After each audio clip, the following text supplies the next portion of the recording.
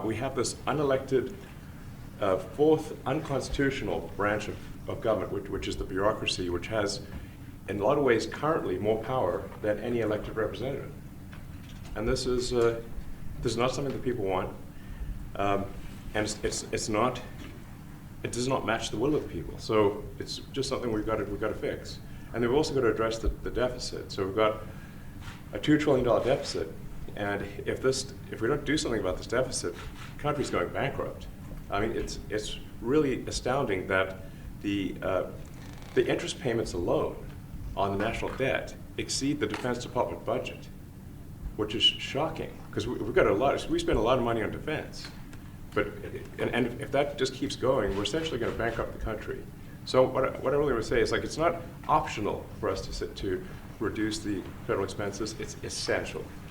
It's essential for America to remain solvent as a country, and it's essential for America to have the resources necessary to provide things to its citizens and not simply be servicing vast amounts of debt. And also, could you mention some of the things that your team has found, some of the crazy numbers, including the woman that walked away with about $30 million, right, etc.? Well, we do find it sort of rather odd that there are quite a few people in the bureaucracy who have ostensibly a salary of a few $100,000, but somehow manage to accrue tens of millions of dollars in net worth while they are in that position, which is, what happened at USAID. We're just curious as to where it came from.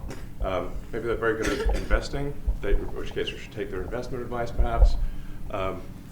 But just there seems to be mysteriously they get wealthy. We don't know why.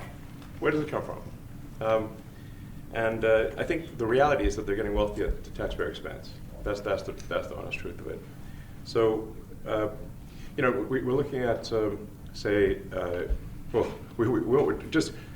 if you look at say Treasury, for example, basic controls that should be in place that are in place in any company, such as making sure that any given payment has a payment categorization code, that there is a comment field that describes the payment, and that if a payment is on the do not pay list, that you don't actually pay it.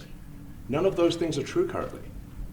So the reason that departments can't pass audits is because the payments don't have a categorization code. It's like just a massive number of blank checks just flying out the building.